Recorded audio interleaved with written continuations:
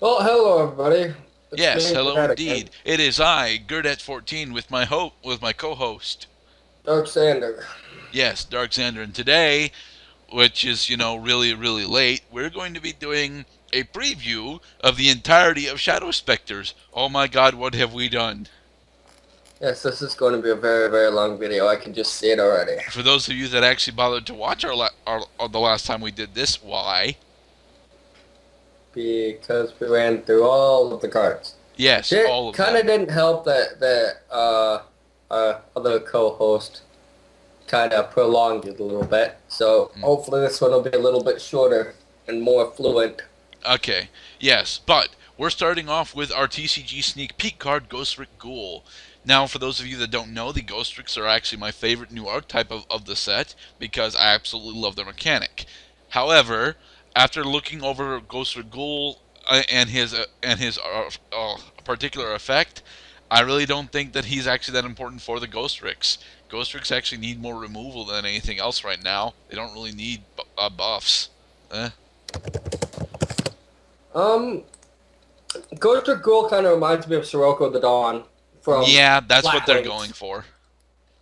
It reminds me a lot of Stroke the Dawn, which is not always a bad thing, but, you know, I don't really know much about Ghost Tricks. I've only ever played them once, and I beat them, so Hmm. couldn't tell you. All right. Next up, we have Labradorite Dragon, which is our normal tuner that's also a dragon. And for some reason, Konami decided to give us yet another one of these. I don't know why it's level 6. Well, Labradorite Dragon, I've seen a little bit of play in it. I see it in Hierotics quite a bit for some reason I can't explain, but I don't understand why Hierox would even consider running it. All their other dragons are 6 or higher. yeah, that's what I've seen it run in Hierotics. I don't know. Wattail's just a better option in there. Suffice it to say, I don't know what the hell you're going to use Labradorite Dragon for unless you're going to use it for consonants. But we got a card last set that was specifically designed to be used with consonants, so eh. Anyway, up next we have Chow Chow Chan. I enjoy this card. I just read it over because I'm doing this from purely from scratch, and it's not a bad card. It's good for people that hate your best friend Mirror Force there and Mirror want to Force just doesn't target anything. no. This card's in response to a attack declaration target. Oh wait, no. Would that work on Mirror Force? No, Mirror Force doesn't target monsters during attack declaration. This is specifically designed to counter Deep Prison and Sakuretsu armor, as well as a bunch of other normal trap cards that we've been getting around, that are supposedly supposed to help out Utopia. Cards that you don't ever see because, let's be honest, Sakuretsu and Deep Prison already, do what this already do whatever all those other cards do, but are much easier to activate. Hey, I can drop this stupid fucker at voice magic cylinders. Um, yeah, you could. Woot! But being a level 2 beast makes it so that it has a little bit of synergy with the new Tanuki stuff that's coming out. Even though they're not even though now they're called baby raccoons. So, oh well, maybe, probably not. All right. Up next we have the what the fuck archetype of this set, the Maliseverus is. Starting, of course, with Maliseverus Spoon. Um, this I don't know what to say to this archetype. It kind of it's probably going to be one of those archetypes that you see one or two of lying around just for fun, but I don't see this being competitive. Of I've course got no. not. They did the exact same thing with Maliseverus as they did with the super defense robots. Give them really cool, really powerful effects, but only give them 3 damn monsters. That is fucking stupid, Konami. You want us to use these new and interesting archetypes, they need more support than that. That being said, Maliseverus's use is technically to be combined on first turn with Knife and Fork to give you access to immediate darks, to give you access to um, number 96, Dark. God damn it, he's my favorite one. The pre base of Darkstorm. I forget what his name is. Fuck. Okay, we've got Malice Everest Fork. Now, Fork is, if you don't remember, it's you send one of the feed monsters from your hand to the graveyard. The special summons this card. So Yes. it's basically a very restricted quick draw synchron, kind of. Yeah. Whereas Quick Draw Synchron has the ability to discard anything, Maliceverus Fork forces you to discard one of your other Maliceverus monsters, in particular Knife. But yeah, that's the combo. You discard Knife via Fork, then you normal summon Spoon, SSing Knife. As a group, I think the Maliceverus stuff has potential. I do. However, they're marred by pretty much forcing themselves to go into Darkstorm. Dark Mist, that's it. Dark Mist. That's their main problem. They're specifically here to make it so you go into Dark Mist turn 1. And you don't really want to go into Dark Mist turn 1. Turn 2, sure, but not turn 1. Okay, we've got a preview of Knife. Now we go into an archetype I've seen quite a bit of lately. Yes. Additions to the Boxer. Battle and Boxer archetype, in particular Rib Gardna. I don't like Rib Gardna at all. Yeah, the player's turn you can banish card from your hand or graveyard, then target one. I like it, kind of. Really? What do you like Rib Gardna for? I like it because you could say your opponent's trying to hit it with permanent removal. Okay, what are they hitting though? Well, okay. Say that they're trying to RFP your. Okay, they're using. This isn't a very well used card anymore. But say they try to Caius your big XYZ. Either Cestus or Lead Yoke? Yeah, lead Problem. It's almost better for them to just let the Caius go through in that case. Because Gardner's still going to... Gardner will allow you to save your monster, yes. But when he comes back, he has no Xyz materials. That's Lead Yoke's entire point. He gets really big really fast the more you're trying to destroy him. And Cestus needs Xyz materials in order to actually, be useful too. Well, Rib Garden is not bad technically, but you're gonna have to use it on your smaller things other than your bosses. And if you have to use it on your smaller things, it's not really doing its job that well. Okay, we've got Rabbit Puncher, which is basically a Mystic Swordsman. Yes. I like him. I do. I absolutely adore this particular effect, mainly because way back in the days when the grass was still green and Konami wasn't actually in charge of the rulings, Mystic Swordsman and a bunch of his other friends were very powerful cards. Oh look, you've got a face down. Let me think. Oppressed people? Not anymore. Labyrinth Wall. Labyrinth Wall. No one was running even then, which is sad. But yeah, I like Rabbit Puncher. He's not going to see play in Battle and Boxers. He doesn't fit the requirement for him to be used. But if he was one level higher, I could definitely see him being used. Now we've got the Secret Sect Druid Wid. Yes. That's a weird as fuck name. Just so you know. To be honest, this particular effect is really cool for recycling. Unfortunately, who's running continuous spells right now? Machina sometimes runs it, if you count Solidarity. Yeah, but Solidarity Machina is not even the best form of Machina, in all seriousness. Yeah, plus that would kill it. If you use this guy, it would kill... it would kill Solidarity. So, the actual deck that I was referring to are Fire Fists.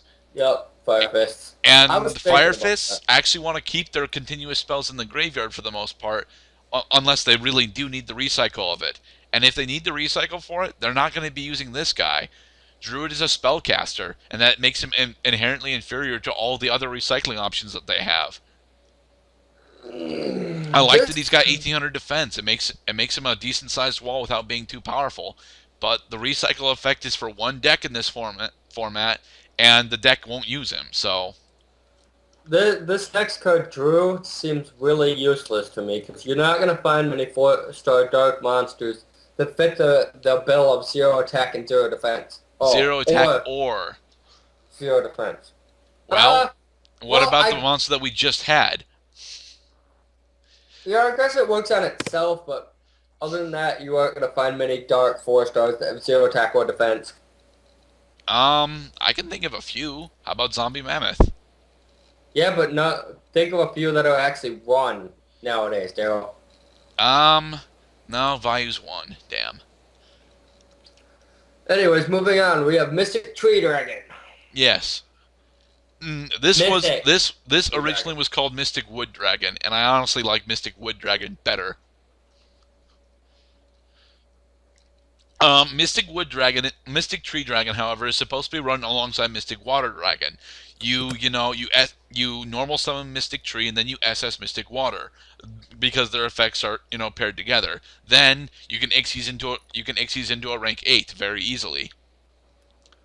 It's kind of cool. I mean, there's some really powerful rank 8s around, but anything that allows me to actually abuse Giant Rat more is something I could definitely get behind. So yeah, I like Mystic Tree Dragon.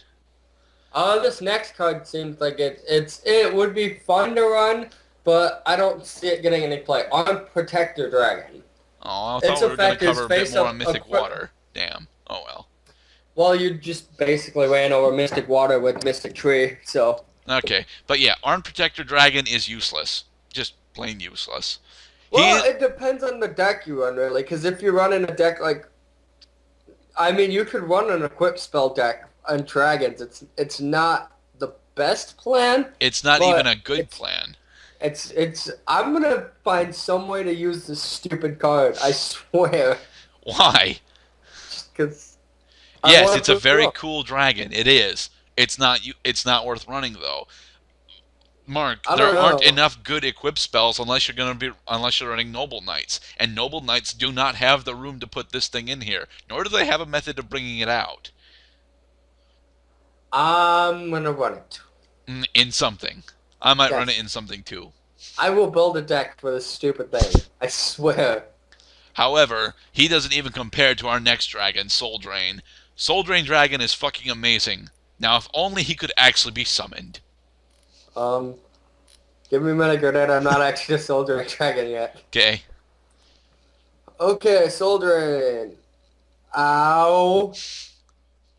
A 4th cannot be normal summoner set. Must be special summoned by a Dragon XYZ. That you control and cannot be special summoned by other methods. It's a Nomi monster, meaning it's already got severe problems. And here is the best part about him though. If you manage to go into the Berserk mode and are actually able to summon him, he'll win you the game. Almost assuredly. Who cares if he can't attack directly? He's got 4,000 attack points, and he gains more attack points after that. If your life points are lower than your opponent's. That's when you're supposed to go into him, Mark. You pay a shit ton of life points negating your opponent's stuff, and it's like, oh shit, I have 1,000 life points left, and they're still at 7k.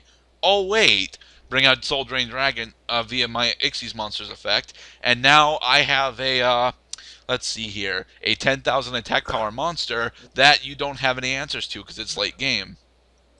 Well, maybe, just maybe we'll find a card later in our set that will help us bring out this behemoth. We do have a monster in this set that allows us to summon him. We do. Problem is, it also has very specific summoning conditions. Well, we will walk along that road when we get to it. But for now, let's look at our another new archetype, the Tanukis. Or the baby raccoons. Yes, they're now called baby raccoons, even though they were called Tanukis. So cute! This archetype doesn't really interest me. Oh, come on. You don't want me to be spamming Nimble manga even more? No. No life point game for you. Get out. For those of you that are unaware, the Tanuki archetype is completely set around using the flip effects of level 2 or lower beast-type monsters. Now, Nimble Momonga, although not being a flip effect monster, he still is very, very important for the deck because it gives them access to their Ixies much easier. Next up is Tauntaun. We didn't actually, go over the other one's name. I apologize. But yeah, Tauntaun's effect is pretty much, pretty much does what the other one's effect does, except it's a flip effect instead. So, you know. Well, I don't see the reason I don't have any interest in this archetype. I must say, it's the simple fact that in our day and age, you're not going to get a flip effect off. They're just going to blow it up and go about it. You say that, and yet my enraged Muka Muka with 4,200 attack points begs to differ. Except your enraged Muka Muka didn't stay on the field long after it gets summoned, so it doesn't Against matter. meta, I'll grant. In the meta, you have no chance of getting flip effects off. Outside the meta, for fun shit, I could definitely see the Tanukis being cool to run. Not powerful, but cool to run. But now we have one of the main archetypes that are introduced in this set, the Ghost Rix. I love this archetype. I really do. I have no under. All I know about this archetype is they are very susceptible to get messed up by Dragonoff. Yes, they're very susceptible to Dragoneth because of piercing. Almost all of their monsters have ridiculously low defenses, except Jiangxi. And as an archetype, they work very well. However, they desperately need to be going off pretty much every turn, and they really don't have a good method to do that. They have plenty of protection effects, and they can make it so that they are pretty much immune to battle damage. But they unfortunately need quite a bit more either protection or removal, and this is why I don't think Ghoul's that important. The only Ghost Tricks that you're going to have in attack mode for that long are Alucard and Witch, and maybe Stein. Well, most certainly Stein. And if you've got Stein, Witch, and Alucard already on the field, you most certainly don't have Ghoul anymore. Just my personal opinion, but I'll just go through most of what I think about the Ghost Trick stuff right now in general. I love each and every single one of these monsters except Specter. And even though everyone else keeps telling me that Specter is amazing, I can't get him to work. So, yeah. How about you, Mark? Like I said, I don't really know much about the Ghost Trick archetype other than I played it once or twice, and it seemed really slow and didn't really have any chance in the world of doing much. Well, But then again, did your opponent manage to get Mansion out on you multiple times? no. Oh, that was the problem then. Ghost Tricks are incredibly dependent on their field spell. Without Mansion out at pretty much all times, they really do suffer quite a bit. And I can't really say that they're all that bad because I run Light Swarms for meta, which has a boss, probably the most busted boss monster in all of Yu-Gi-Oh! So a lot of decks don't really compare much to me.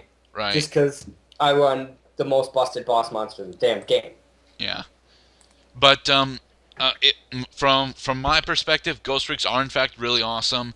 And if you want my personal opinion, you need to be running Spectre because he's the additional draw power that the archetype also needs. But figure out something that Spectre can do that's actually worth it, because I can't get him to work. Yeah, I don't have much to say. The next archetype is something that we're hoping is pretty good. They had a kind of a pit or a fall on their face last time last pack around, but they're back and hopefully better than ever. Boojins. What do you mean they fell on their face? If you recall, Boojins are still actually one of the most played anti-meta decks in the format.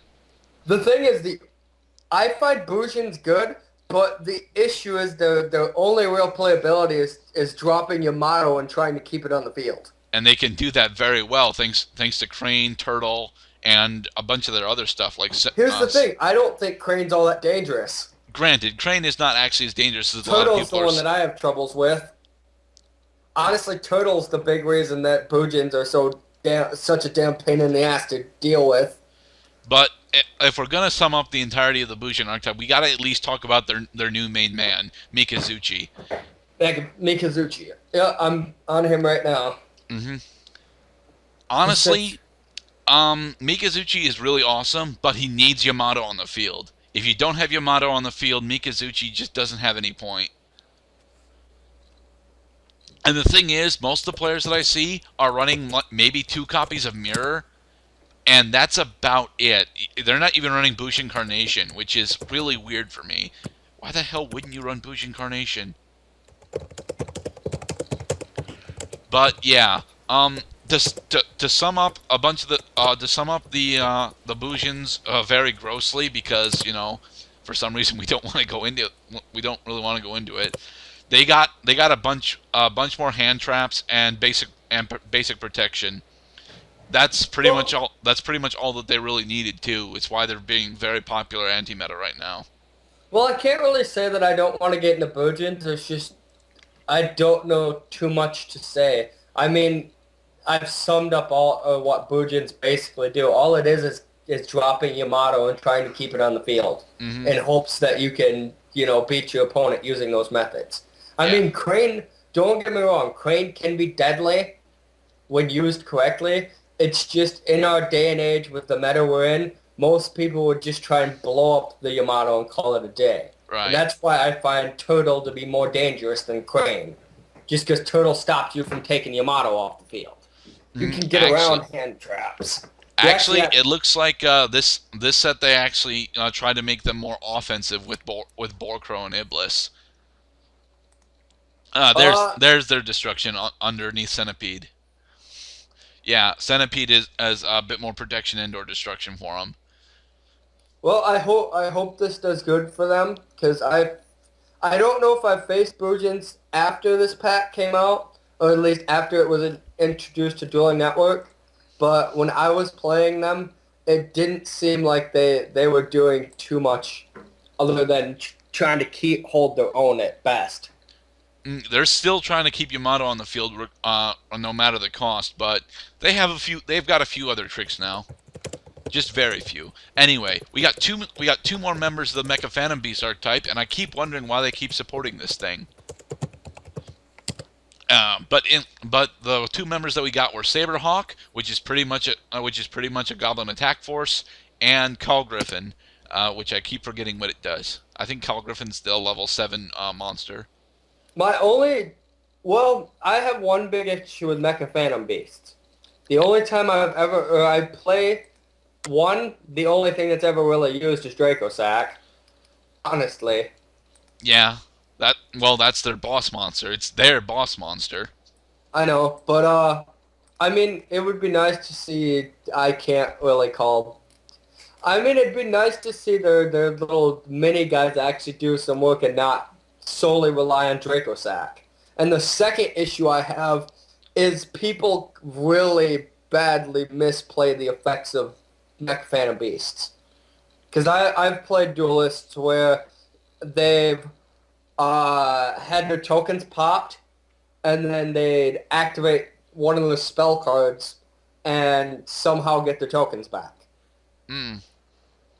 After the effects resolved and whatnot. Right.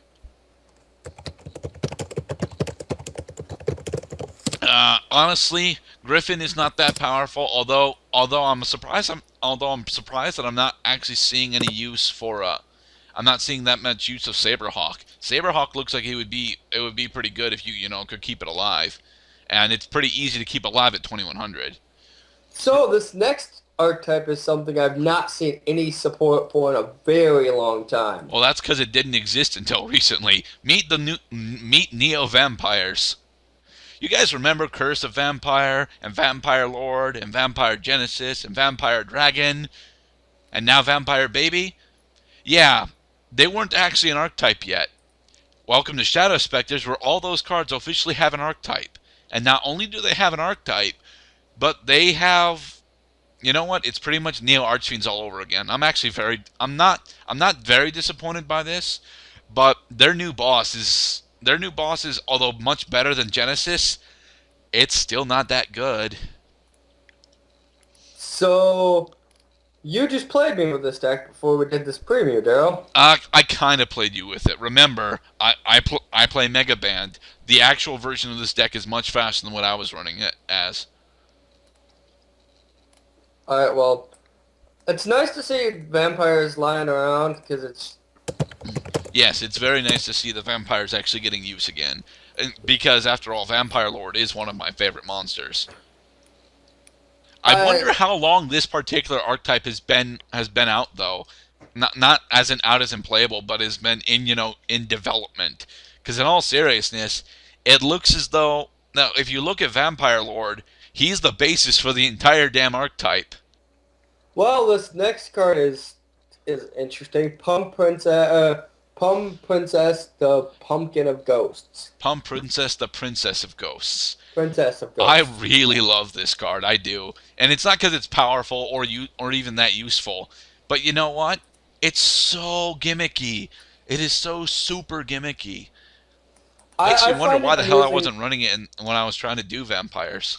I find it amusing that it's the first card I've seen thus far that's not actually of the Crystal Beast archetype that follows the same effect as Crystal, or the same inherent nice little effect Crystal Beasts have. That's not true. Silver Sentinel. And it's got a nice little nasty side effect for if it's put in the spell and trap card zones too. It's not really that nasty. 100 bonus attack and defense, 100 attack and defense loss on each of your monsters is not really that big. If it was 200 per counter, it would be immediately useful. But 100, it takes way too long for it to be that good. I don't know. That 100 attack points could be all I need to run over your monster and get game.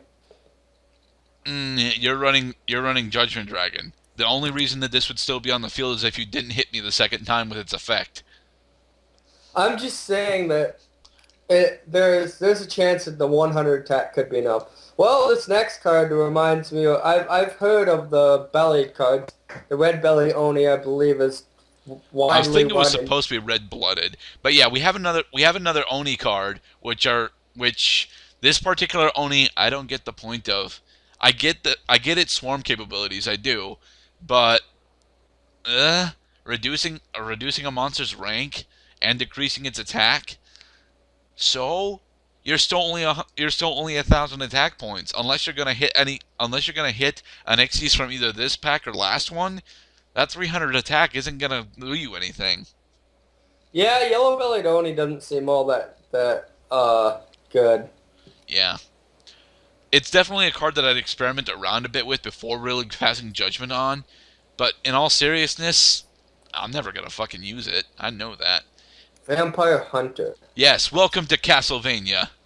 Yeah, that screams Simon Belmont. Yeah, well, yeah, it is Simon Belmont, and that's the point. Simon Belmont finally made it into Yu-Gi-Oh.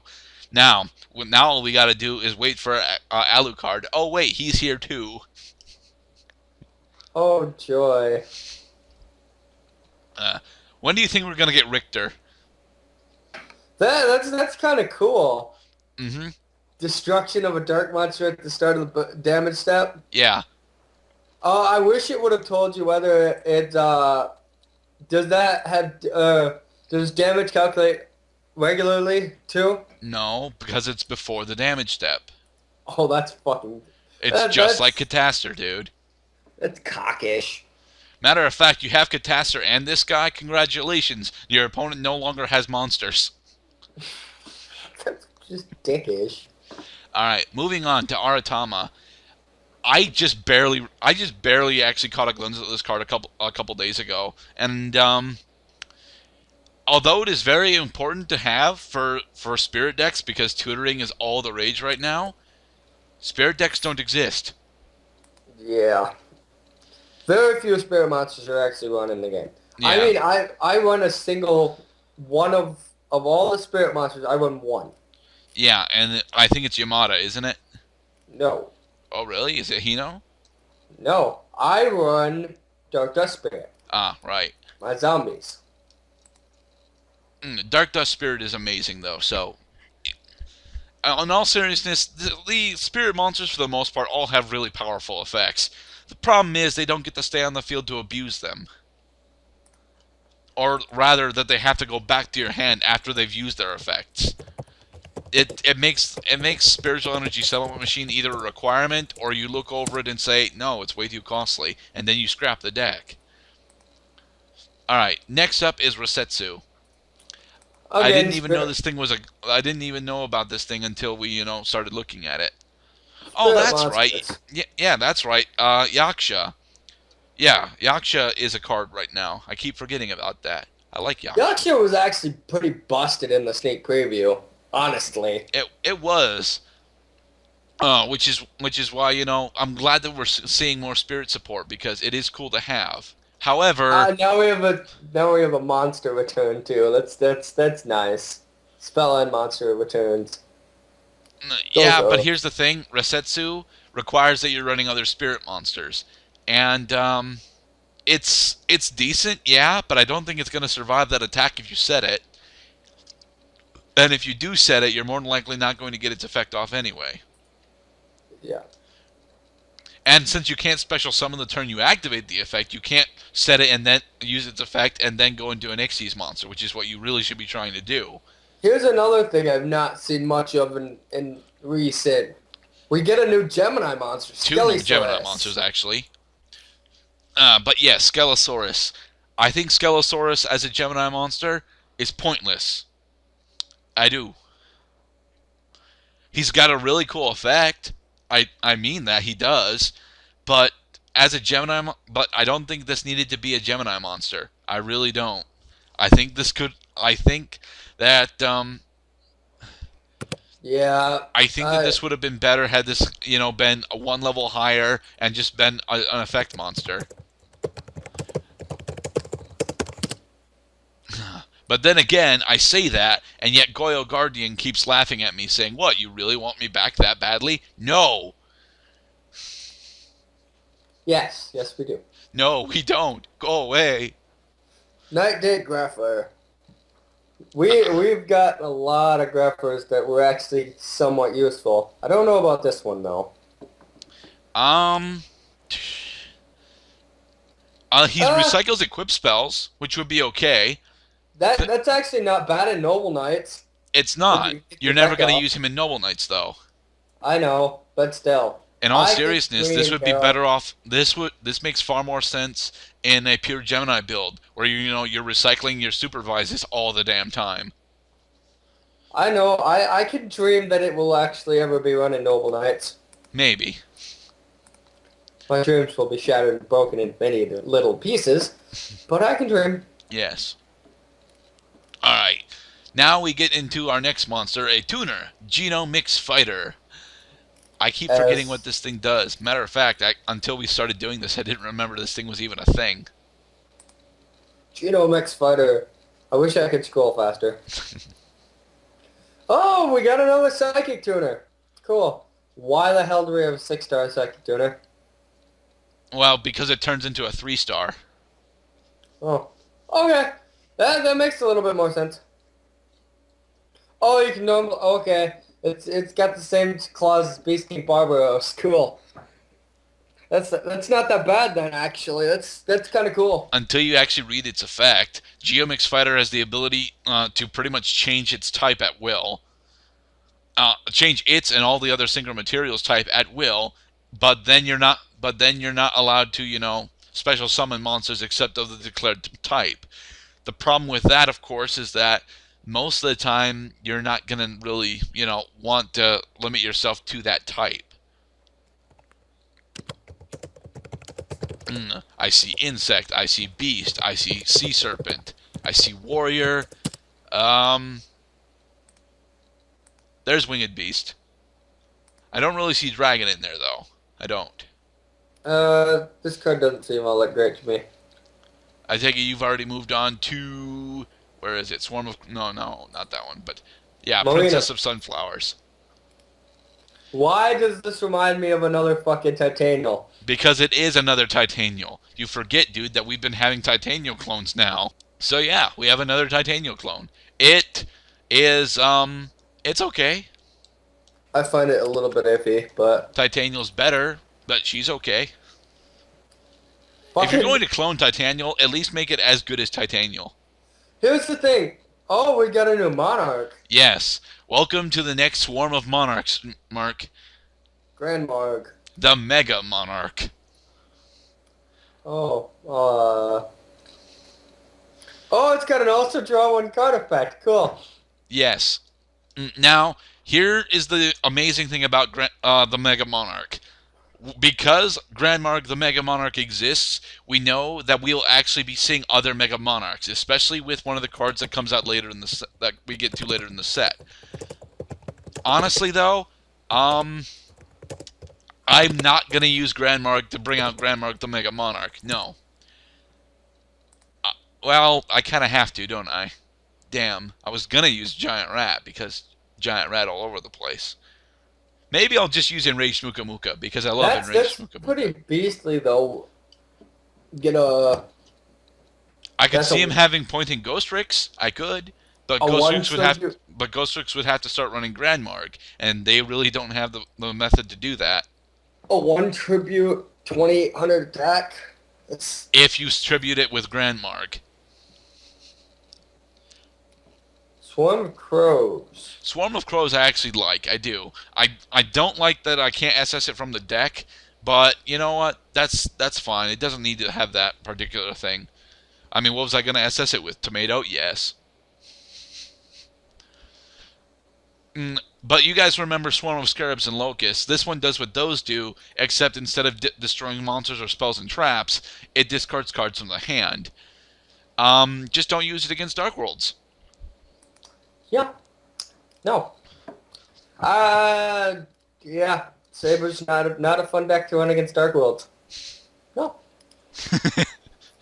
Let me guess. You hand looped it. You were going to hand loop them, and then they turned out to be Dark Worlds. I won the duel. But that How the hell did you win the duel? By being a very, very effective playing bitch. Because there's no other fucking way to do it. All right. Now we have Dunsparce. I mean, Tsuchinoko. Sorry. Here's the thing. Dunsparce is supposedly a Tsuchinoko, so... This got a special summon. Change all other special monsters. That's interesting. Interesting. Yeah. Problem. How are you going to special summon it? Call the Haunted. Call the Haunted, sure, but then your Call of the Haunted becomes dead. Never said it was a good plan. Alright. The Tsuchinoko is interesting, but I don't really see it seeing much play.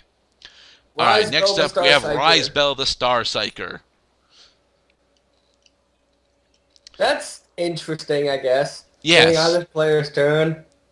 Yes. That's convenient for fucking up XYZs. Oh yes, it's very good for that. Problem is, in the meta, she's totally useless. I can have a dream tail. Yes. But your dreams are immediately crushed by the meta. Yes, fuck the meta. As says the guy that plays meta. And says the person that runs one of the most meta monsters in the damn... one of the most meta decks in the damn game. Yeah. Hey look, more Dustins! Yes, I don't like this. I really don't like this archetype. I don't. But I don't either. But Blue Duston himself, if you manage to switch control of it to your opponent, like all of the other damn Dustons, maybe? No. That's way too damn costly. I really don't understand how people plan to use the Dustons, and I need to watch someone do it, because I got no fucking idea. Oh, then we get to our new XYZs. Darkstorm. Darkstorm. I so want to rebuild my Dark Mist deck. Put Darkstorm in it, and then run. Take battles involving this card is inflicted to your opponent. Okay, so it's got Amazoness Swordswoman's effect initially. No, it's not Amazoness Swordswoman's effect. Amazoness Swordswoman inflicts it into your opponent instead of you. However, this actually has the same effect that Lionheart has, and that's why I want to run it. And then, of course, it has a Dark Mist Leech, only better. Instead of stealing half of the attack, you steal all of it. Well, okay, this card's not bad. Hey, Darkstorm seems Mark. cool. What? Darkstorm, mini guts. I win. Um, Solemn Warning, Blow Me. Actually, Darkstorm and mini guts is not that good of a combo because I'm already reducing your attack to 0 with mini guts. Dajin Buster. Nah, Jin Buster actually. Shin Buster. Uh, this is part, number 65 and C65 are interesting cards. I don't like them, but they're interesting. Affect an opponent's monsters activated. You can detach two materials. That's not actually that bad. If it was I kinda negate like and it. destroy, I'd like it much better. I would. Well, even so, negating the effect is normally enough to save your ass. True. And then of course we get, King Overfiend. King Overfiend. I've not taken a look at this. See, I'm not. Here's the thing, audience. I'm not that big into the XYZs. Honestly, I'm not. I'm still stuck in the synchro era, which is coming back. Maybe. Detach one XYZ from this card. And total base smash control. It was 1,000 attack. Okay, 1,000 attack. And then if it has Jin Buster as an excuse material, you get skill drain. That's actually not bad. The problem is its stats. Both Jin Buster and King Overfiend have abysmal stats. Yeah. And since you can't use King Overfiend's leech effect, nerf effect during your opponent's turn, he's not going to survive that turn. He just isn't. I see the name of something I really don't like. Just so you know. What? He's in a couple cards. Okay. But first we have Cheat Commissioner, Battling Boxer. You know those blind zebras that everyone keeps complaining about at sports games? Yes. I've yet to actually see one. I thought you were going somewhere with that good at. That's the joke. Oh, you bastard. But yeah, this is supposedly an homage to the supposed blind zebras. When I actually see one, I'll let you guys know if it's accurate or not. But, Cheat Commissioner actually has a very powerful effect. It does.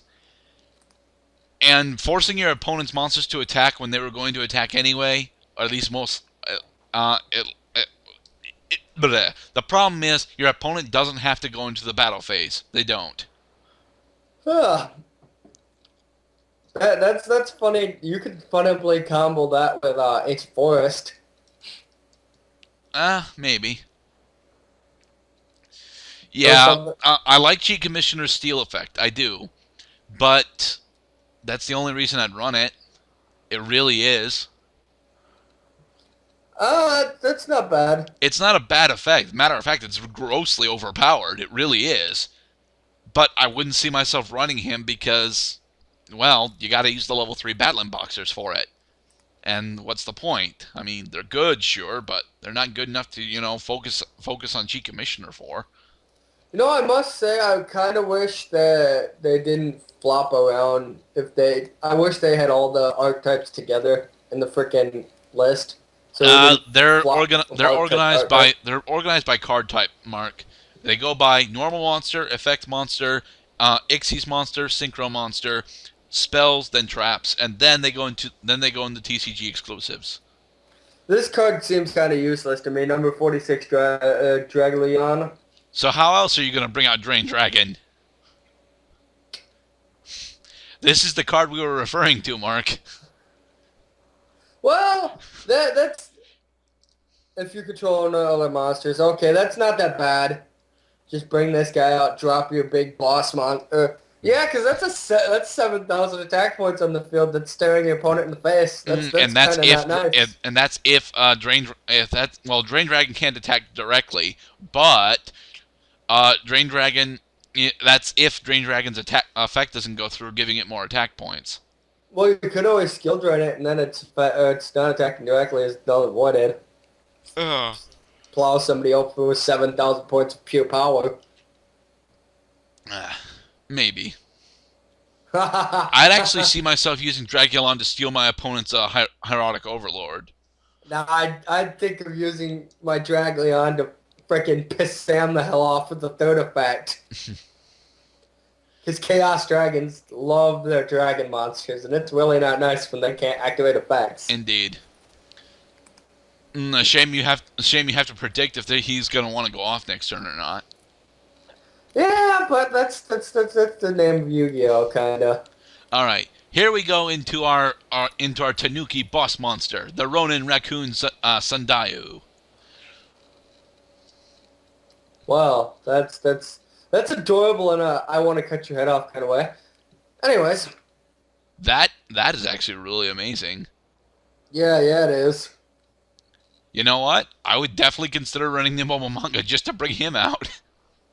Oh look, I got Solidarity on the field, and your Dragosex's the strongest monster. Not anymore. Oh, that's fucking horrible. Anyways, that's nice. That's kind of cool. Especially when your opponent's sitting on some big ass fucking Cephalon or something. You're just like, oh, about that Cephalon. Okay, now we have Alucard. Yes, Ghost Rook Alucard. A lot of people think that Alucard's actually a bit overpowered. I don't see it. I think that he's very powerful, but I don't see him as being overpowered. And mind you, I really do like. I really love this archetype. I do. And but Alucard's their only form of destruction. So I don't have the same favoritism on this archetype, Daryl. I don't really care for Ghost Ricks. I don't think they're all that great. But that's just me. That's fine. Clearly, I want to go take a nap. Another Bujin. Yes, another Bujin Ixies monster to be precise. Kagusuchi.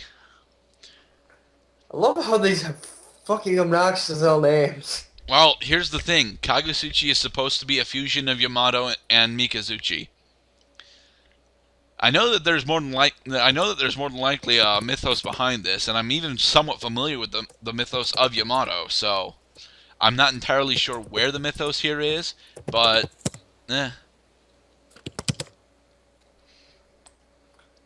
Oh, da. Yeah. In all seriousness, Kagusuchi's boost is not that important. What's really important from it is that it gives you access to all of your grave traps, which is far more important than the boost is. Crimson Knight Vampire Bram. Yes, this is the vampire's new boss, Braum. Braum is actually very powerful. I'll grant that. But he's not as amazing as a few people are trying to convince me of. Yes, stealing from your opponent's graveyard is amazing. Problem: the only way that we currently have to get into Braum, at least turn 1, is to use Shadow Vampire. And if you use Shadow Vampire, neither the monster that you special summon nor Braum can attack. In all seriousness, we needed the ability to attack with the monster that we steal, because otherwise you're just stealing from your opponent's grave and attempting to laugh in their face in it, and then they just bullshit the fuck out of you. Braum seems interesting. Braum is very interesting, and I love the fact that he's got res on both battle and card effect destruction. Now, if only he didn't special summon in defense mode. You gotta have some. This next card reminds me of an anime character from a show I've watched. Melee of the Trees. If you're running Dandelion, this card is amazing. If you are not running Dandelion, you have no reason to use this card. That is not nice. That is not nice at all. But seriously, that's the only reason that you'd run her. If you're running Dandelion, you're pretty much forced to try and use her. Outside of Dandelion, she's got no fucking point. None. Yeah, but she can infinite loop tokens. Yes. At Well, not least infinitely, Lou, but most. she can at least piss your opponent off for tokens. This is the Yes. thing I was not looking forward to see. Divine Dragon Knight Felgrand. Ah.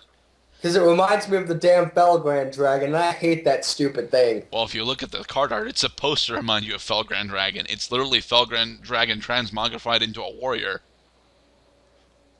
You catch one XYZ and target one face monster on the field. That turn, its effects are negated, but it's unaffected by other card effects.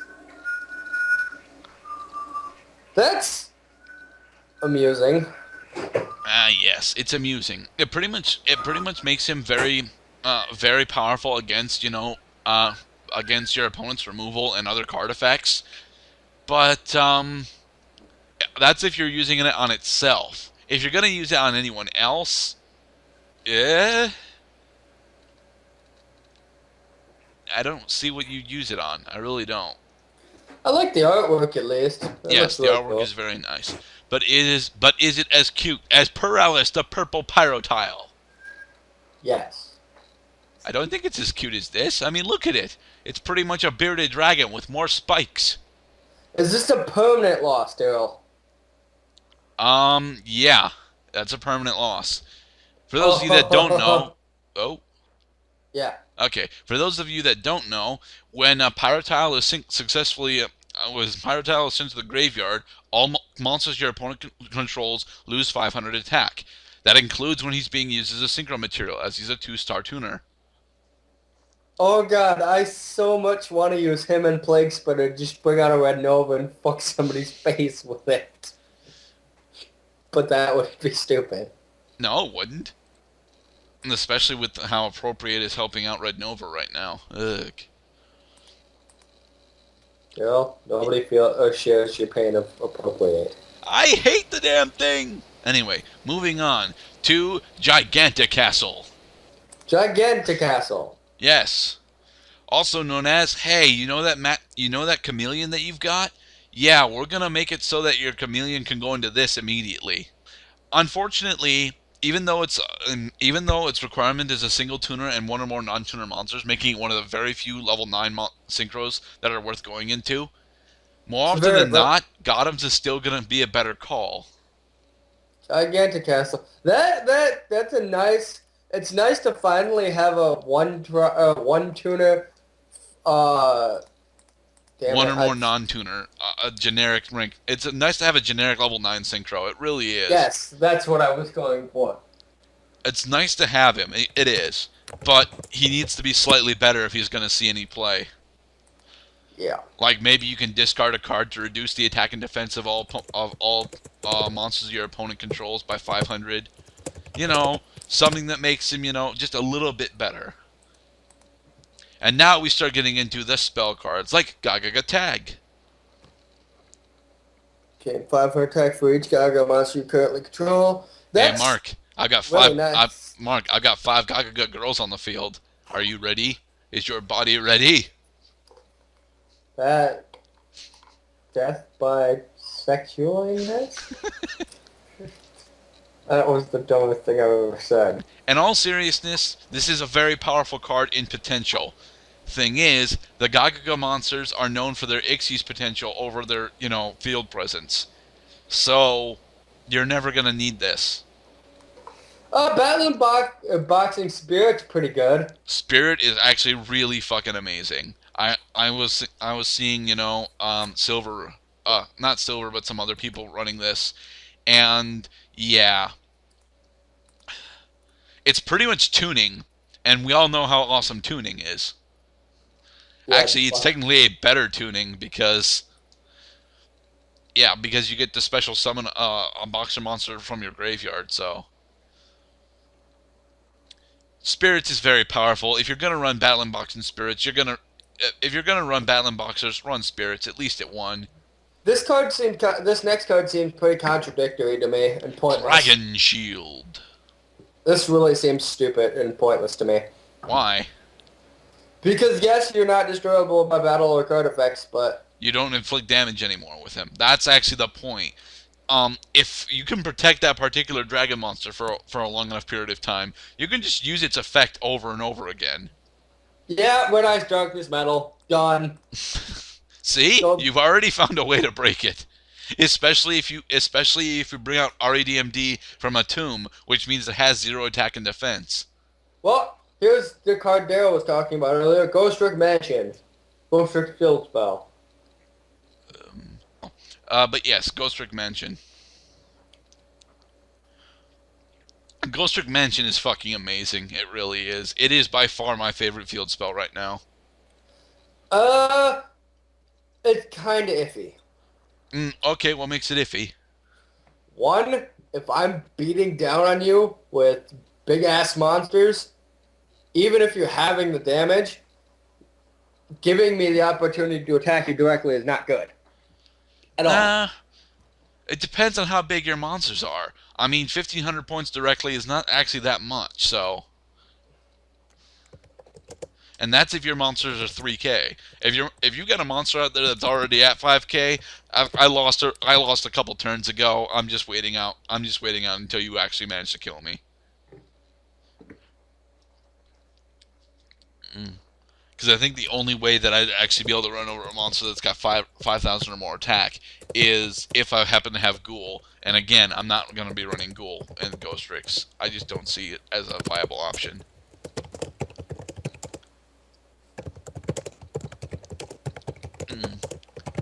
I really do like Ghost Rick Mansion, though. It is awesome. We ready to continue, Mr. Mark? Yeah, sorry, I was answering that message. Alright, our newest Bujin spell card, the Bujin Regalia of the Mirror. Ooh. It's Cold I really Wave. stop scrolling down. Is it Cold Wave? It's Cold Wave. Oh, lovely. Mind you, it's a very specific Cold Wave, but it's still Cold Wave. And as a person that doesn't think that Cold Wave is needed in Bujins, I don't think that they're going to end up using this pretty much at all. Doesn't affect me. The only thing I activate the spell trap is solar recharge and beckoning. So. Well, no.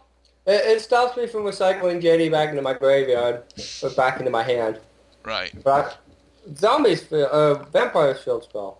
Yes, Vampire Kingdom. This is actually a very, very amazing field spell. I don't like it nearly as much as Mansion, but that's because I can't really seem to figure out how the fuck I'm supposed to activate it every turn. I get that I'm supposed to use Grace, but suppose, as has been quite happening recently, that I can't get Grace every turn. This is an interesting field spell, to say the least. Yes. Giving zombie monsters an attack bonus during damage calc is amazing. But the real point of it is that it gives them a consistent method of controlling the field. I kind of wish it was whenever a card is sent from the deck to the grave. Whenever a card is sent from the deck to the graveyard by a card effect, by the effect of a zombie monster, then you could do it because it would give you multiple pops a turn. But it would probably break it then. Wasn't this next card originally called Pot of Duplicity? Yes, this was Pot of Duplicity, but now it's Pot of Dichotomy. It seems really stupid. I find this card interesting. But you're never going to use it. No. Even though it's really, really powerful in your Lightsworns. Maybe. Oh, come on. What makes it less than powerful in your Lightsworns? It's really situational, and it seems only useful to me late game. It's not situational at all. Remember, your graveyard is never less than 10 cards. That's true. Still, I don't like the it. The cost of not conducting your battle phase is there just so that you can't, spam all 3 of your JDs that you get off of it. Except you only draw 2 cards, fucker. So, 3 JDs. I counted them. This is a cool name. Swords at Dawn. Yes, Swords at Dawn. The thing about Swords at Dawn is that it's pretty much Tailor of the Fickle. And this is a Noble Knight spell card. Yeah, it's definitely supposed to be a Noble Knight spell. I find it a little bit iffy because you can't special summon, which can be a little bit for the dangerous. rest of the turn. Thing Yeah. is, more than likely you're going to use it at the you're going to use it to give your noble knight a severe attack boost, or even better, you're going to use it to give one of your Gemini monsters their effect thanks to supervise. So yeah, there's that. Swords at Dawn is okay. We just can't really seem to decide on why. I really like this card. It might actually help me to, well, this is very, very situational. This could be good to help run in Monarchs, but on the other note, it kills my engine. How does it kill your engine? Because my engine for summoning Monarchs is Treeborn Frog. Yeah. Hence why you wouldn't run Treeborn Frog if you're going to be running Return of the Monarchs, our next card. Return of the Monarchs is actually very powerful. It is. The fact that it disables your extra deck is one of the only things I don't really like about it. Now, mind you, you can run Return of the Monarchs alongside Double Cyclone, and then, when you use your Treeborn Frog to tribute summon Caius, then during your opponent's end phase, you can use Double Cyclone on your Return of the Monarchs to blow up their face down card, get your Treeborn Frog back, and oh look, now you have another Caius that you can go into.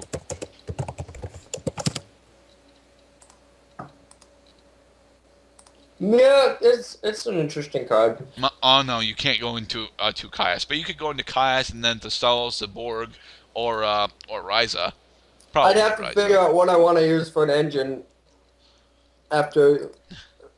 I know what I use for an engine. I use Karibo. Karibo. Sacred Serpent's Wake. This card, actually, I liked it better when it was called Return of the Valiant, but I never see anyone even going to attempt to use this thing. I really don't. Even though it has probably the most busted recycle card in the game. Mark, when was the last time that you controlled a Fusion, Synchro, and Xyz monster? Never. Exactly. And that's just for the trap recycling, which we can do thanks to Mask of Darkness. Nobody, except maybe Gishkis, and even then it's got to be E-Hero Gishkis, have the ability to go into Fusion, Ritual, Synchro, and Xyz monsters all at the same time. And if you're doing that, you may as well just go into Sophia, because Sophia is better. I don't know what to say to this other than it's eh. It's very much eh, okay? But it's good eh. Big win. That just seems like this card's gonna be really stupid. It is stupid, but we're not there yet, damn it. Next up is the Magicalized Dust-On Mop. More Dust-On cards. Yeah, I don't have any interest in it. I don't like the Dust-Ons. Neither do I. I don't know how the hell they're supposed to run. I don't know what the hell makes them appealing. They're supposedly the new Ojamas. Problem: the Ojamas are better. And not just because they have more support, but the Ojama monsters, being level 2 normal monsters, are better than the Dust-On monsters. There's that, and they have the most busted destruction spell card in the fucking game. Delta Hurricane is not as busted as some of the other cards. This card seems really stupid. Burst Rebirth. Yes, Burst Rebirth. Paying 2,000 life points to SS any one monster from your graveyard. Believe it or not, I actually like this. I'll grant that it's way too expensive, but being able to special summon any monster from my graveyard, and especially being able to bring it into face-down defense mode, I'm for that. I'm not. There isn't anything that's worth 2,000 life points to on a special in defense. In my opinion, at least. Numbers overlay boost. Target one number XYZ. Yeah, I already don't like this card. And we are back from our break. Yay.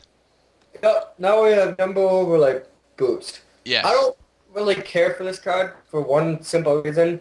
It is restricted to number-only XYZ monsters. And believe it or not, there are plenty of really powerful cards that use this gimmick. That being said, the fact that we have access to Utopia, makes this at least usable. Yeah, but I don't run Utopia for the simple fact that it's got a nasty side effect at the end of its effect. True. That just I can't However, you could use stand. that side effect to your advantage with this. Your opponent attacks a Utopia with their what's a good weak monster? With their Lila, and then you use a numbers overlay boost on it. Their Lila's destroyed and they lose 800 life points. This next shield card is not bad. Yes, Intrigue Shield. Once I actually get there because I'm slower than you are. Yeah, there it is. Oh, that's right. This one's original name was Sinister Shield, and I liked it better when it was called that. But I really do like Intrigue Shield. I think that I would end up using it with Cat's Ear Tribe, a card that I really want to use. I do. Cat's Ear Tribe is so awesome. Why can't I use it? Because we don't love Catcher's Tribe. Did they really change the name of him again? What? Serious. Oh yeah, Sirius has gone through so many goddamn name changes. We'll get to him, okay? I am so upset now. See? Don't you hate it when cards that you've been knowing as one particular name all of a sudden change their name once they get TCG releases? Alright, Ghost Freak Vanish. This is actually one of the myriad cards they have that they use for protection. And you know what? It's very good. It's very good global protection. It even has Alucard on the card art.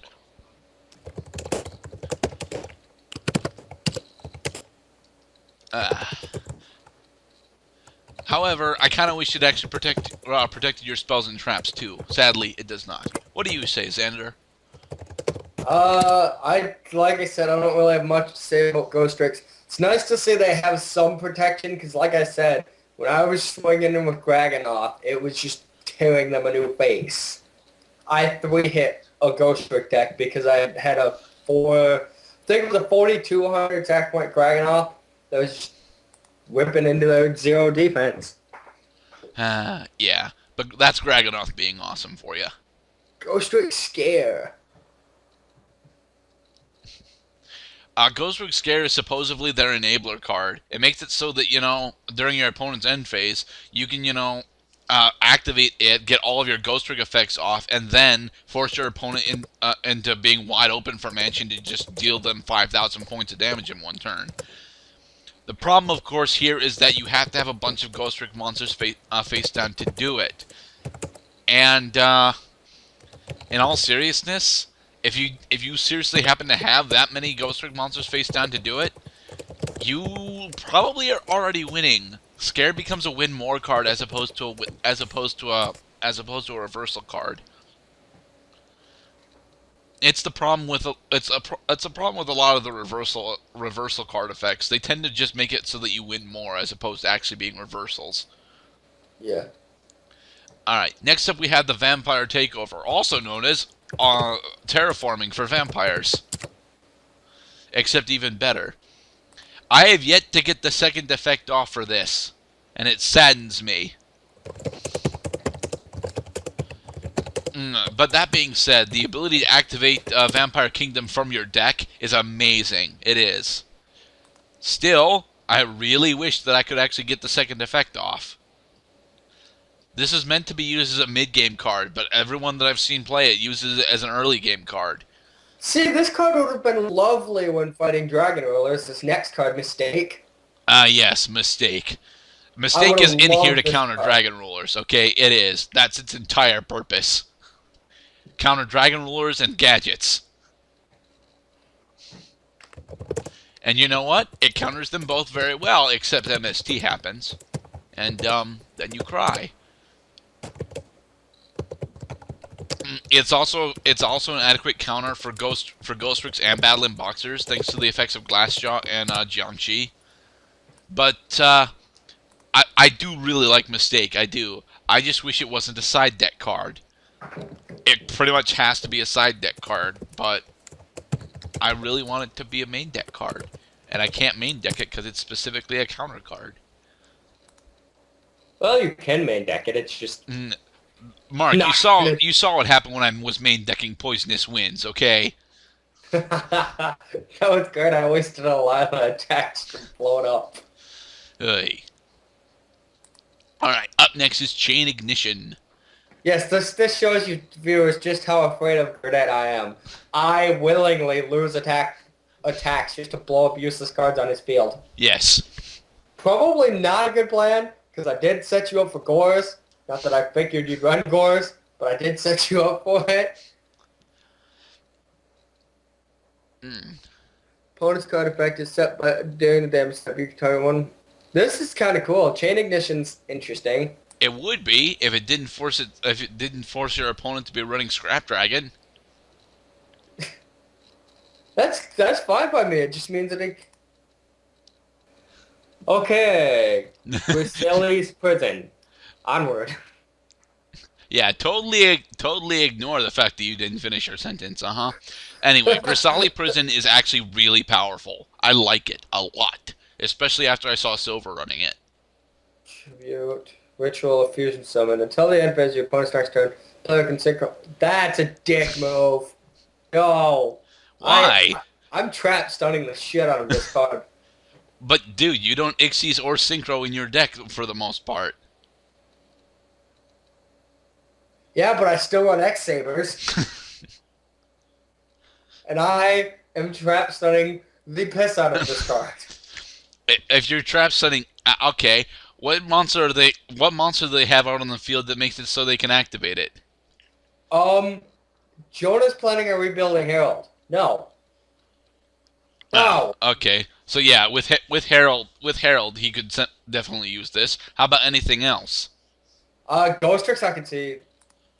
Ghost Tricks don't fusion, ritual, or synchro summon.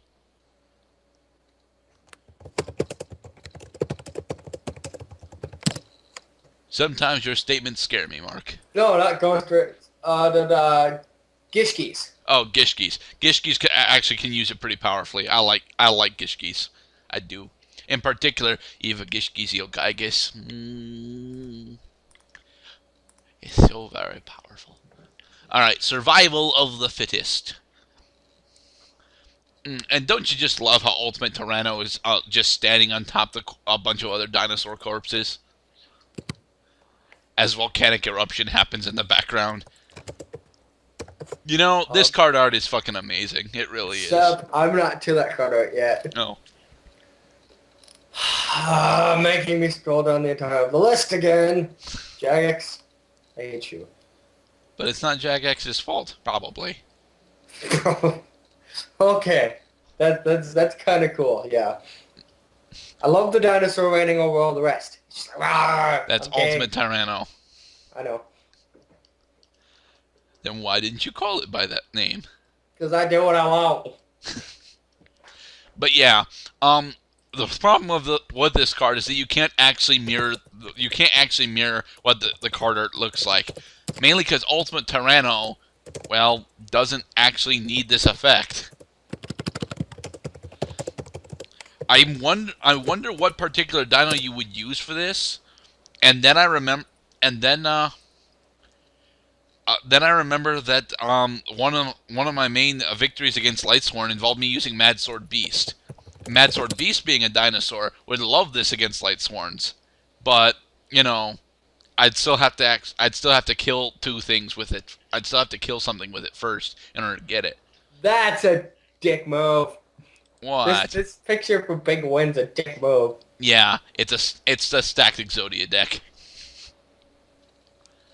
Either player tosses a coin, and if both are heads, the level of all phases of monster you currently control becomes the declared level. Both are tails, you both lose life, but it's equal to the declared level times 5. Ouch! So don't declare 12 then. Why would you declare 12? That's a cock-ass move. Seriously, if you play Big Win, don't declare 12. There's no reason to. Why do you want to declare 12 so badly?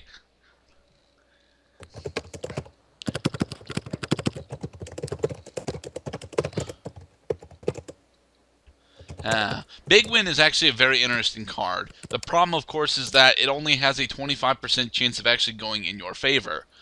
And if it does go in your favor, you've pretty much used a card to do what Star Blast or a better built deck could have already accomplished with just recursion or recycling. Blech. Stumbling over my consonants.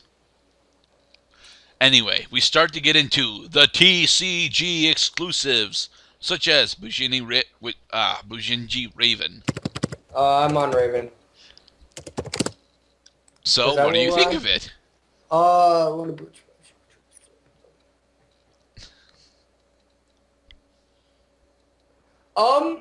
I feel this card's really nice because you can position it perfectly. Like if your opponent's going in with a big ass monster, like a football game. Like, this is probably a bad example because they just blow the field up. But if somebody's JDing, trying to attack over your mono, and destroys it somehow because you have no responses, just Bujin Raven, and you're killing off their boss monster. Yes. And forcing them to use materials to bring it back if they can. Right. It's a good counterplay. It really is. But as we've mentioned, that's all Bujin really are, a shit ton of counterplays. Vampire Duke. Yes. Vampire Duke is actually really powerful in the Vampire build because it has effects whether it is normal or special summoned. The problem that Duke has is, well, no one else seems to really know how to test it yet. We're not entirely sure which one is the better effect depending on field conditions. Without the field spell, the normal summon's better. How the fuck are you going to normal summon it? With the field spell, the special summon's better. How the fuck are you going to special summon it? I've seen a couple cards that were really cool that we're going to get into a little bit later that I kind of liked. Okay. But yes, I like Vampire Duke. I wish I knew what I was doing with the deck, though. I clearly do not. Archfiend Giant. Yeah. Meet another part of the Neo Archfiends. I don't know why the hell they made this. I just really don't. Well, this is card is face up on the field. This card can just card effect. That's kind of cool because you can pay the 500 because it was put by card effect. You get a free special summon. So that's not bad. That's if you don't pay the 500. But the thing is, you have to special summon one monster from your hand. He only gets protected once, and that one time that he's protected, he'll probably just get run over after it. And then he doesn't get to special summon anything. I like the fact that he's pretty much a monarch, but he actually needs a bit more attack if he's going to survive, and then he turns out to be a level 7. No, he needs to stay at 6 but have more attack. But if he goes beyond the 26, he gets too powerful to be a level 6. Ag. Anyway, next, Lady of the Lake. Welcome to more Noble Knight support. I'm actually happy about this because a friend of mine, IRL, really likes the Noble Knights, and he's honestly scary freaking good with them. Well, they're not that hard to be scary good with, thankfully. Well, here's the thing. They have probably the most busted equip spell in the damn game. And that is? Noble Arms of Destiny. Noble Arms of Destiny is such a busted thing. Just because it can be equipped to any warrior monster. So, drop that fucker on BLS. And he's not destroyable by battle or by card effect up to once per turn. Yes, it's a great protection equip spell. And then what you do is you use Tailor of the Fickle to put it on your own warrior monster. It's a real pain in the ass to try and kill the monster and not kill the field spell, or the equip spell, because if you kill the equip spell, he's just going to equip it to something else. Right. Alright, but back to Lady of the Lake. Yep. Lady of the Lake is actually very nice. I do like it. And the problem is the only normal monsters that I know of off the top of my head is Gawain for Noble Knights. I'm not sure if the other Noble Knights are treated as normal monsters while in the graveyard. I know that a few of them probably are. I think Medrot might be, but I only know that Gawain is. And here's the question that I have: why the hell is Comics Hero King Arthur not a noble knight? No idea. Especially since one of the other cards that we got in this set was Excalibur. Yeah, that's a weird name. Anyway, Noble Knight Boars. Oh, hello, Power Tool Dragon. I see you've returned. Noble Knight Boars. When this Noble Knight equipped spell, this becomes an effect monster with this effect. This card becomes dark and its level is increased by 1. During the main phase, you can reveal 3 Noble Knight cards for deck. Oh, fuck you, it's Power Tool Dragon. Yep, Yes, I told you that. Jesus. I had to read the effect perfectly. I wanted to make sure you weren't just being dumb. No, it's Power Tool Dragon. That's what its effect is. Its name becomes Power Tool Dragon, pretty much. Yeah. Oh, that's... It's a very powerful card. It is. I personally am not going... I don't run Noble Knights, and I'm not entirely sure why. I think it's because it's yet another warrior archetype, and we have a lot of them. Once I can get Dark Scorpions working, then maybe I'll run Noble Knights. Probably not, though. Next up, however, is the Ignoble Knight of High Lord Salin.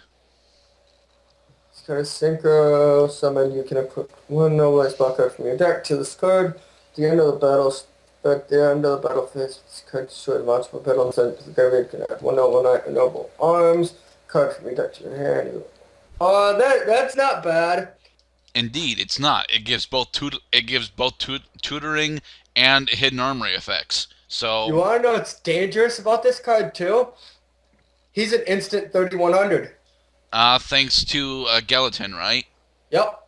Because he can just search out Gelatin from his deck, and he's an instant 3100 beater. Mm-hmm. And then you get to add Destiny to your hand too, if he manages to attack something. So yeah, Lawn Salin is actually pretty good, but here is another one of the newer cards that's may as well have been Arthur. Sacred Noble Knight of King Artorigus. Artorigus. 1 second, good at Artorigus. Yeah, I see what you mean. Hello, Super Power Tool Dragon. We meet again. Seriously, why did the Ixies monsters for this archetype all have power tool effects?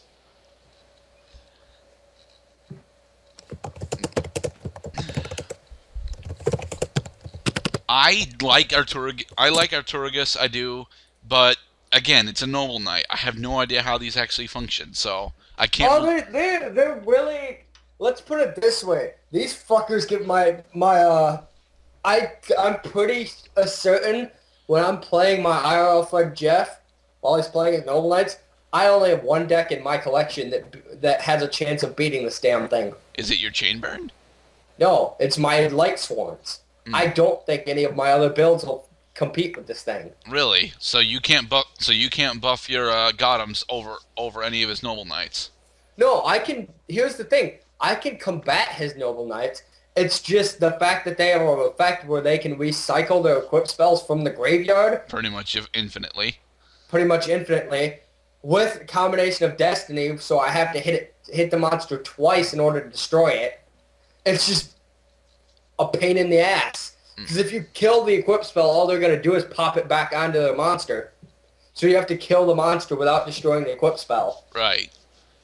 Which makes it a real pain in the ass because you can't just blow the field up. Because it won't do you any good. Right. Anyway, Artorigus. He's a cool monster. Him being level 5 is a bit iffy, but Medra and Boars both get up to level 5 when they're equipped. So, you know, it's definitely doable. But that's all we really have to say about that. And next, we have the new Noble Knight equip spell, Excalibur. Oh look, it's Excalibur with fire effects. Actually, it's got fire and ice on it for some reason. Huh, ice. ice. Well, dry ice does burn, in all honesty. Dry ice is not even ice, Mark. I know. We're almost done with our run through, gentlemen. Almost. Excalibur. Hey, that's the card that one guy's got. Yes, Lady in the Lake. Oh, and no, the other guy's got it too. Artorigus? Yeah. Okay. He's holding two of them. Makes sense.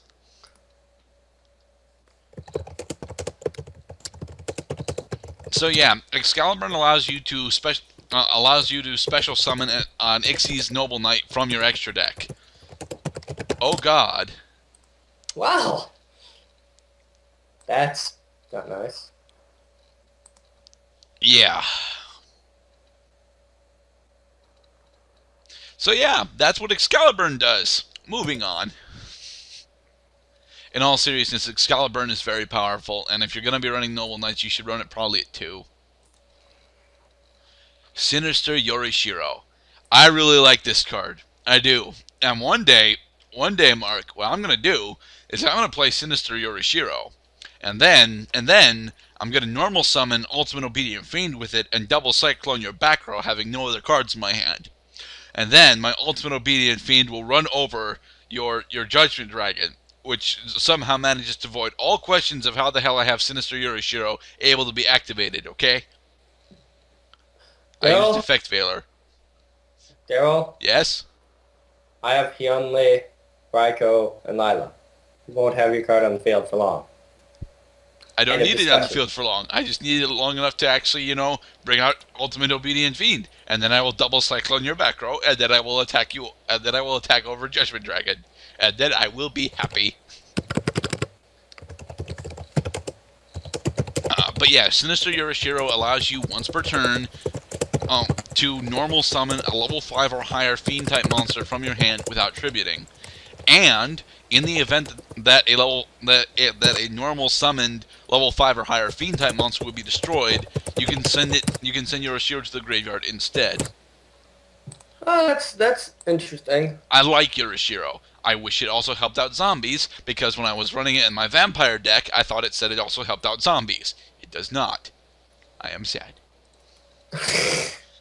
Why can't you help out zombies? Because they don't need it. Alright. Now we get to the card that's had its name changed 80,000 times already. Yeah, Celestial Wolf Lord Blue Sirius. Mind you, this was not his original name. Yeah, I think one of his original names was Sirius the Blue Star. Yeah. And if you look on the Wikia page, oh my god, how many different names. Heavenly Wolf King Blue Sirius, Wolf Lord Blue Sirius, Celestial Wolf Lord Blue Sirius. It's blue, it's wolf, and its name is Sirius. That's what we know. All the other adjectives come from Spider-Man books. Honestly, this card's effect is really nice. It is. I like it. It is very nice. Unfortunately, it's not actually as good as Gaia Knight, the Force of Earth, because of its lower stats. Here's the thing. For a generic 6-star, it's really nice because Gaia Knight, yes, has more attack points, but Sirius, no matter how you kill it, still gets the effect to drop a monster's attack. Yes. Now, this would be far better in an older format where monsters actually stood on the field for a while. However, nowadays, since monsters are constantly being shuffled off the board, Sirius just doesn't really have its place anymore. It is a long dead card from an era long, long ago, and it will be sorely missed. And then Gerdat attempts to sing Werewolves in London, and just decides not to. Okay, moving on, we have Mira the Starbearer. Why the hell did it take Mira so long to get into TCG? I don't know. Daryl, curious question. Okay. Do you have any idea when the new Light Twin support's coming out? Raiden, Minerva, and Michael are all going to be in the new Lightsworn structure deck. Ah, fuck. That means I gotta buy a structure deck. Or... Yes. Alright. Mira is not bad, in all seriousness. She's not. She grants your level 4 lower monsters really good protection. The problem is her summoning condition is, well, freaking terrible. A lot of people wonder why Lionheart is actually one of my favorite monsters. It's because even though it has a very difficult to grant summoning condition, its effects make it far more than worth it. Hell, if Lionheart required 5 level 1 monsters and had a slightly more powerful effect, I'd still be going into him. What are your thoughts, Mr. Xander? I don't know. Rank 1s are iffy, because you can't rank 1 with tokens, can you? No. You cannot use tokens in order to go into Xyz monsters. This card's ridiculously, stupidly annoying to bring out then. Yes. The best way that I know to bring it out is Tri-White, but if I'm going to use Tri-White for it, I'm just going to go into Lionheart or Dark Mist. Dragar. I think I looked at this card before. Of course you have. This thing has been in the OCG for a year and a half. It took Dragard so long to get over here that I'm still going to call him by its original name. Fuck it, Dragorado. I like him. I do. I just wish that its level manipulation was actually applied to itself as opposed to, other monsters. If it had the ability to level manipulate itself and or other monsters, it would make it far, far better. So Daryl, I'm going to cover the next card and another card that's later on the list because they coincide each other. Alright. Okay, our next card is White Dragon Wyvern. Wyvern Burster and Black Dragon Collapserpent. Now these two nice dragons coincide. This one's effect is it cannot be normal summoned or set. It must be special summoned from the hand by banishing one dark monster. Now, this I see as a really, really nice card for the simple fact that say you've got exactly 4 monsters, 4 darks and gray. You have no Chaos Source or no BLS, no nothing. You can banish one of these, drop a 1700 attack. It's not the best thing in the world, but it's an extra monster. And then you get DAD. Then you drop Dark Armed. Yeah. And then if you really want to be a jerk, you can tribute off your Y Burster for, a light pulsar or something. Right. And just wreck face. Wyvern Burster and Collapserpent are meant as combo pieces for an already established deck. That is what they're designed for. They are chaos pieces and pretty much nothing else. Their stats are okay, but nothing special. However, what makes them noteworthy is not only are they combo pieces, but they're combo pieces that search each other out. If Collapserpent or Wyvern Burster is destroyed in battle, they actually search out their corresponding counterpart. It makes them very easy to splash into anything, making Chaos even more easy to build. Why the hell is Chaos so easy to build? I must be honest, Chaos probably has the biggest setup for decent monsters in the world. Yes. Kidmodo Dragon. Kidmodo, actually. Kidmodo Dragon is a card that I've been looking at for the past couple of months, and I'm like, yeah, he's really fucking cool, and I want to use him. And then I remember that unless he's killed in battle during my opponent's turn, there's no way I'm gonna use him. There's just no way. I don't know. I mean, the ability to special summon a dragon monster from your hand is cool. Yes, it's very cool. But remember, Soul Drain Dragon can't be SS from Kidmodo. Yeah, but you can bring up Protect Dragon, though. Still, you can SS some pretty cool dragons out of that. Like, in Sam's case, his personal favorite, Galaxy Ice Photon Dragon. Yes, he could bring on Galaxy Ice Photon Dragon using this. He won't, though. Kidmodo is actually a really cool card. It is. It's just not something that you're not gonna see other people running, simply because even though it gets its effect if it's sent to the graveyard as an Xyz material, you're not gonna want to use it then. Now, the cost of negating your battle phase is a bit too high when it comes to dragon-oriented builds. We're so close to done, Mr. Xander. We're so close. Can we keep going? Honestly, this pack's hit or miss for me. There's some really cool stuff I like. And honestly, I feel the same way. Even if I had lifted the ban, of myself, actually purchasing Yu-Gi-Oh cards. I don't bother to do it anymore because one, I live too far fucking way, and two, almost all of my friends are playing online now. So, what's the I point? still play. Yes, you play with the small group of friends that you have who are slowly but surely getting more into online play. Anyhow, our next card is Secret Sanctuary of the Spellcasters. Yeah, I don't have anything to say to this. This honestly reminds me of Spellcaster Lockdown. It's Except probably it's not. it has nothing to do with it, I know, but when I hear When you hear Secret, Secret Sanctuary of the Spellcasters, you immediately confuse it with Secret Village, don't you? no, I completely immediately think Secret Village of Spellcasters because I fucking hate that field spell. But do you confuse it with Secret Sanctuary? No. Oh, okay. Mm. The thing about Secret Sanctuary is that it is technically a pretty good card, but keeping it alive, it's just damn near impossible. That's its main problem. You have to keep it alive, and if your Secret Village goes down, you're supposed to use Village and Sanctuary at the same time, but you have to have a Spellcaster type monster as well, and you still haven't locked down their effects, so it is the sad. But we move on to Armored Kappa. Sho was able to actually sweep the sneak peek tournament using Armored Kappa and a Felgrand. So Armored Kappa has been looked at for quite some time, and it's actually a really powerful card. It's not nearly as powerful as I would like, mind you. What say you, Mr. Xander? Oh, I haven't even clicked on it yet.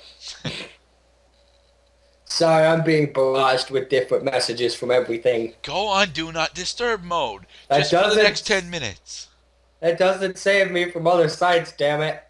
True. I'm with Kappa. You know, on another note, this reminds me of something.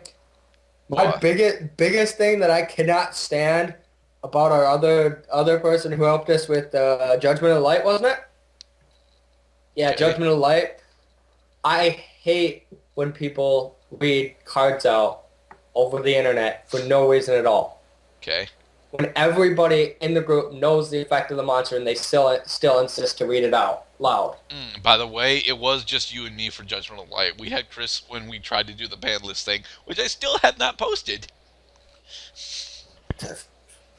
From this card gets out.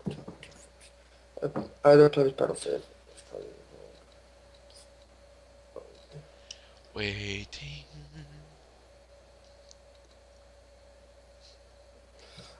It's nice. I think the 400 attack's a little bit iffy though. No, it gets up to 24, Mark. Gets to 24 3K. That's how it ends. Honestly, I would like it.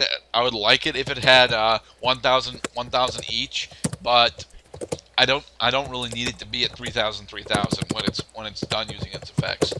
All right, last two cards, Mark. We can do this. We can. Oh, Token Bomb. Why the hell isn't it Token Christmas anymore? This reminds me of Token Thanksgiving immediately. Well, yeah, because it's supposed to be Token Christmas. Same level.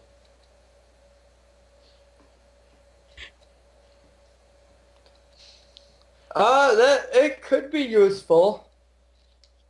Yes, it could be very useful. Mecha However, Phantom Beast. it's pretty much specifically designed to be used with the Mecha Phantom Beast. Yeah, that's what I was thinking. Mech Phantom Beast would utilize the piss out of that card. Yes. Oh, look, we've got a bunch of level 3 tokens. Let's bring back our Hamstrats. Okay, now we have our last card of the set, Vivid Knight. Vivid Knight, which is pretty much unofficial Bujin support. Your opponent targets X the one light beast warrior monster you control. Why doesn't it just say one Bujin monster you control? Cards for an attack. Or with the card effect, banish this card from your control until your next damage phase, and if you do special summon, or banish that card if you do special summon this card from your hand. I don't see a point of it. It saves your boost and allows you to SS it during your next standby phase, dude. It's Yamato support. It's Yamato and Mikazuchi support, technically.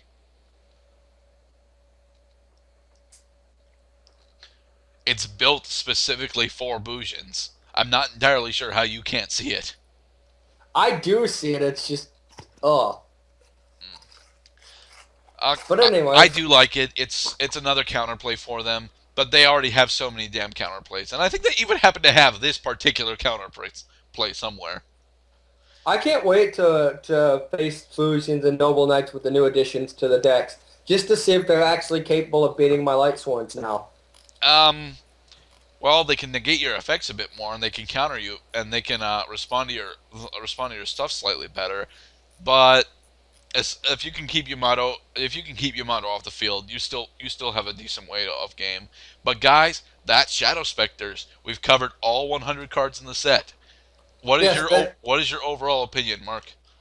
overall, like I said, it's hit and miss. There's stuff that I really like from this set, and there's stuff that I find doesn't need to be in the set. But every Yu-Gi-Oh pack has those cards that's really interesting to one player and useless to the other. Whereas, okay, for example, say for my example, I find that Soul Drain Dragon rather interesting, even though it's god-awfully, terribly difficult summon.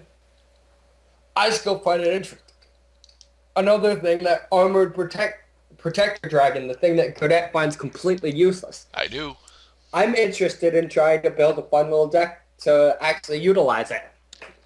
So And that is most certainly a valid opinion to have. that's my opinion of Shadow. Alright. Personally, I like a lot of the stuff in here. I do. I love the fact that we're getting Ghost Tricks, which are an interesting archetype. I like the Maliseverus stuff, which are interesting, but, less than thrilling. Before we did this, I had not actually read Ronin Raccoon, and I think he is fucking beautiful. Gigantic Castle. We finally have a level 9 generic synchro, and it feels so good to be able to say that. We've the vampire stuff. I love Vampire Lord, as I've said earlier, and I love the fact that we're seeing more support for a bunch of the older types that weren't actually archetypes. A few of the trap cards in here I really like Mistake. Chain Ignition is actually pretty fucking useless. But Survival of the Fittest and Grizzly Prison, they recognize that there are problems in the game right now and are attempting to implement cards to fix it. That's not how you do it, mind you. You actually the game is to the point where you need to retool a bunch of the mechanics before you could actually say it's fixed. That being said, there's a lot of stuff in here that I'm like, what? Palm Princess, the Princess of Ghosts, very interesting, totally useless. Swarm of Crows, really, really interesting, impossible to summon. Blue Dust On, say this for the entire Dust On archetype, I don't get it.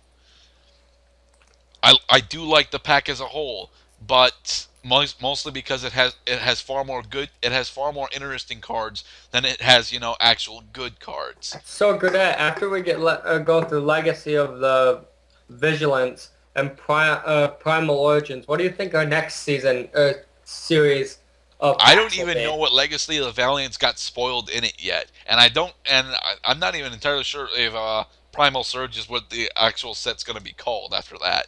It's Primal Origin. Primal Origin. Yeah, I got no idea what that one is actually going to be called by the time we get spoilers for Valiant. But This yeah, is we will be doing a spoiler video, at least a preview video for Valiant. Hopefully a few more days before it actually comes out. But Yeah, sorry, I've been really busy lately. yes, but yeah, that is our generic opinion of Shadow Specters. We don't do the numbers thing for booster packs because why the fuck would we do that? All right, guys, I think that covers it for us. So, any last thoughts, Mr. Xander? None other than have a nice day and thanks for tuning in. Yes, thank you, viewers, for tuning in. I got no idea what I'm going to put as a backdrop for this. I might just make it into a basic audio file. Probably not, though. But yeah, thank you for tuning in, and yeah, be safe. Enjoy your game, and please, for the love of God, Help me convince Xander that Dueling Network is a terrible, terrible place. Thank you guys, and have a good night. No.